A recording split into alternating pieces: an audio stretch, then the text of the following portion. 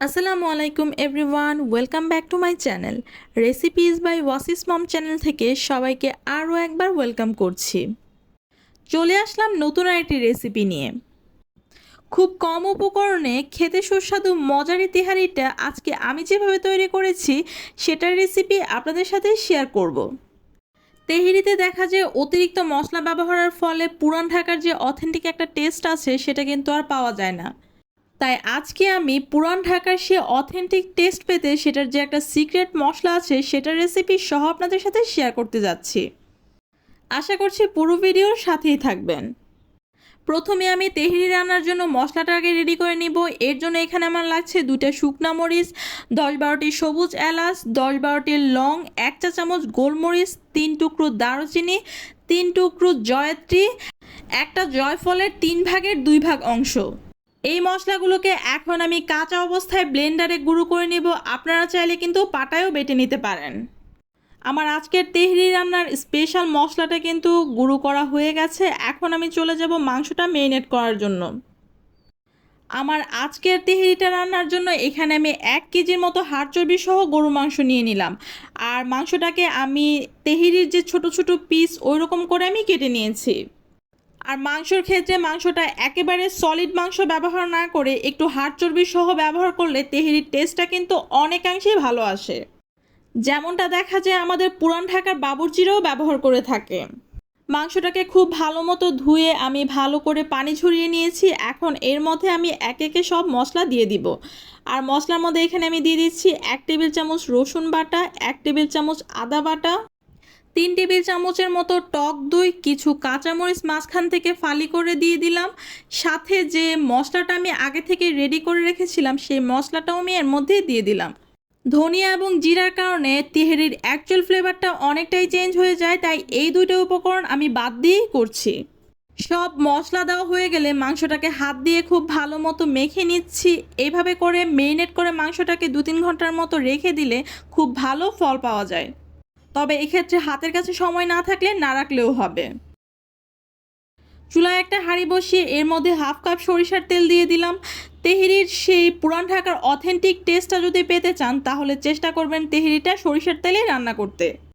তেল যখন হালকা গরম হয়ে আসবে এ পর্যায়ে 1/2 কাপের মতো মিহি কুচি করে রাখা কিছু পেঁয়াজ দিয়ে দিলাম এবং পেঁয়াজটাকে তেলের সাথে খুব ভালো মতো কিছুক্ষণ ভেজে নেব। পেঁয়াজ গোল্ডেন ব্রাউন হওয়া পর্যন্ত ভাজতে হবে, তবে খেয়াল রাখতে হবে পেঁয়াজ যেন পুড়ে না যায়। পেঁয়াজ যদি হালকা পুড়ে যায় তাহলে কিন্তু তেহরির কালারটা নষ্ট হয়ে যাবে। পেঁয়াজ ভাজার একটা পর্যায়ে পেঁয়াজের কালারটা যখন এরকম গোল্ডেন ব্রাউন হয়ে আসবে এ পর্যায়ে আগে থেকে মেরিনেট করা মাংসটা এর মধ্যে আমি দিয়ে দিব। মাংসের বাটিটা ধুয়ে আমি সামান্য কিছুটা পানি মাংসের মধ্যে দিয়ে দিলাম। এখন স্বাদ মতো লবণ দিয়ে মাংসটাকে খুব ভালো মতো নেড়েচেড়ে এটাকে ঢেকে কিছুক্ষণ রান্না করব।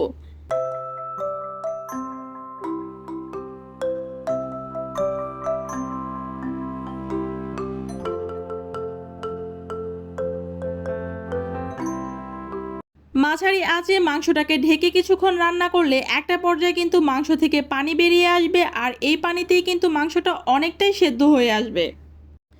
এইভাবে করেই কিন্তু আমি মাংসটাকে কিছুক্ষণ পর পর নেড়ে চেড়ে মাংসটাকে খুব ভালো মতো কষিয়ে নিব, যতক্ষণ না পর্যন্ত মাংস কষে মাংসের গায়ে উপরে তেল ভেসে উঠছে। মাংস খুব ভালো মতো কষে যখন এইরকম খুব সুন্দর উপরে তেল ভেসে উঠবে এই পর্যায়ে মাংসটাকে একটু নেড়ে চেড়ে মাংসটা সেদ্ধ হওয়ার জন্য পরিমাণ মতো ফুটন্ত গরম পানি দিয়ে দিলাম। আর গরু মাংস সেদ্ধ হওয়ার ক্ষেত্রে বলবো চেষ্টা করবেন ফুটন্ত গরম পানিটা ব্যবহার করতে। ঠান্ডা পানি ব্যবহার করলে কিন্তু মাংসটা শক্ত হয়ে যায় আর সেদ্ধ হতেও কিন্তু অনেক সময় লাগে। গরম পানিটা দিয়ে আমি মাংসটাকে আবারও একটু নেড়ে দিয়ে দিলাম। এখন এটাকে আমি ঢেকে মাংসটা সেদ্ধ হওয়া পর্যন্ত রান্না করব। এদিকে মাংসটা সেদ্ধ হতে হতে আমি তেহরি রান্নার চালটা রেডি করে নিচ্ছি। এর জন্য এখানে আমি মেজারমেন্ট কাপের 3 কাপ চিনি গুঁড়া পোলার চাল নিয়ে নিলাম, যেটা আধা কেজির থেকে একটু বেশি পরিমাণ। আমি এখানে আজকে চিনি গুঁড়া পোলার চালটা ব্যবহার করছি, চাইলে যে কোনো সুগন্ধি চালও ব্যবহার করা যাবে। চালটাকে এখন আমি 10 মিনিটের মতো ভিজিয়ে রেখে খুব ভালো মতো ধুয়ে নিব। 10 মিনিটের মতো চালটাকে ভিজিয়ে রেখে এখন চালটাকে ভালো মতো ধুয়ে আমি একটা স্ট্রেনারে উঠিয়ে নিয়েছি আর নিচে এরকম একটা বোল দিয়ে দিলাম। এতে করে চালের এক্সট্রা পানিটা ঝরে যাবে আর তেহেরিটাও অনেক বেশি ঝরঝরে হবে। মাংস সেদ্ধ হওয়ার কাজটা কিন্তু চুলার আঁচ কম রেখে একটু সময় নিয়ে করতে হবে, তা না হলে কিন্তু মাংসটা সেদ্ধ হবে না আর তেহারিটা খেতেও ভালো লাগবে না। একটা পর্যায়ে মাংসটা সেদ্ধ হয়ে যখন ঝোলটাও ঘন হয়ে আসবে, এই পর্যায়ে যতটুকু সম্ভব মশলাটা রেখে মাংসগুলোকে আলাদা করে আমি উঠিয়ে নিচ্ছি।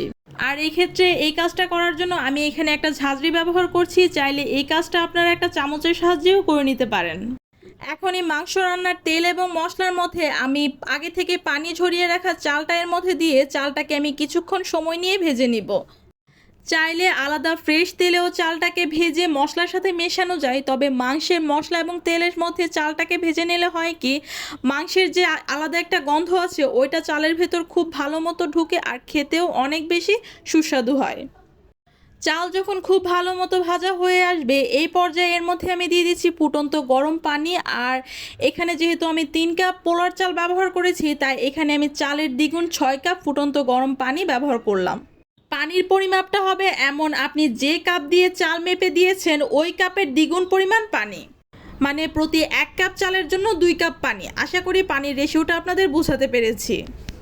দিয়ে দিচ্ছি চালের জন্য স্বাদ মতো লবণ, সাথে আরও দিচ্ছি 2 টেবিল চামচের মতো গুঁড়া দুধ। আর চেষ্টা করবেন এই গুঁড়া দুধটা ব্যবহার করতে, এতে করে কিন্তু তেহরিতে খুব সুন্দর একটা টেস্ট নিয়ে আসবে। চালটাকে নেড়ে দিয়ে এটাকে ঢেকে রান্না করব পানিটা চালের গায়ে গায়ে আসা পর্যন্ত। পানিটা যখন শুকিয়ে এইরকম চালের গায়ে গায়ে চলে আসবে আর চালটাও 70% সেদ্ধ হয়ে আসবে, এই পর্যায়ে আগে থেকে রান্না করা মাংসটা আমি এই চালের সাথে মিশিয়ে নিব।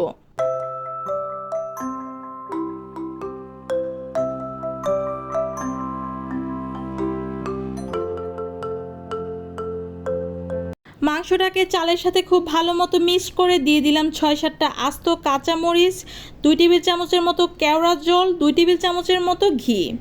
আর এই আস্ত কাঁচামরিচগুলো কিন্তু কোনো ঝাল ছড়াবে না, জাস্ট লাস্ট পর্যায়ে খুব সুন্দর একটা গ্রান নিয়ে আসবে। আর তেহরিতে যদি পুরান ঢাকার সে অথেন্টিক স্বাদ পেতে চান, তাহলে বলবো অবশ্যই লাস্ট পর্যায়ে কেওড়া জল আর ঘি ব্যবহার করবেন। আমার আজকের হাঁড়িটা যেহেতু পাতলা তলানি যুক্ত, তাই চুলার মধ্যে আমি একটা মোটা তাওয়া দিয়ে এর মধ্যে হাঁড়িটা বসিয়ে চুলার আঁচ একেবারে লোতে করে এইভাবে করে একেবারে চাপা দিয়ে ঢেকে এটাকে দমে রাখবো প্রায় 15 মিনিটের মতো। এর মাঝে কিন্তু আমি একবারের জন্য ঢাকনা খুলবো না।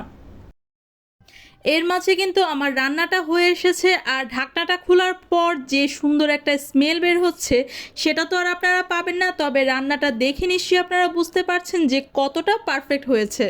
তেহরির ক্ষেত্রে সরিষার তেল, কেওড়া আর কাঁচামরিচ এই 3টা ফ্লেভার কিন্তু অনেক বেশি স্ট্রং থাকে, যার কারণে তেহরির টেস্ট কিন্তু বিরিয়ানি থেকে অনেকটাই আলাদা।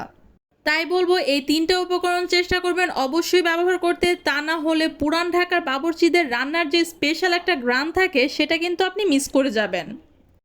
তেহারিটাকে আমি গরম গরম সার্ভ করে নিচ্ছি, আর এই ছিল আমার পুরান ঢাকার অথেন্টিক বিফ তেহারি রেসিপি। আশা করছি আমার আজকের এই বিফ তেহারি রেসিপিটা আপনাদের কাছে ভালো লেগেছে। ভিডিও যদি ভালো লেগে থাকে প্লিজ ভিডিওটিতে একটা লাইক দেওয়ার পাশাপাশি চ্যানেলটি সাবস্ক্রাইব করে পাশে থাকবেন। ভিডিওটি ফ্রেন্ডস অ্যান্ড ফ্যামিলির সাথে শেয়ার করতে পারেন এবং ভিডিও সম্পর্কে যে কোনো মতামত কমেন্ট বক্সে আমাকে জানাতে পারেন। আপনাদের লাইক এবং কমেন্টস আমাকে নতুন নতুন ভিডিও দিতে অনেক বেশি অনুপ্রাণিত করে। আজকের মতো তাহলে বিদায় নিয়ে নিচ্ছি, দেখা হবে নেক্সট ভিডিওতে। এই পর্যন্ত সবাই ভালো থাকবেন, সুস্থ থাকবেন। আল্লাহ হাফেজ।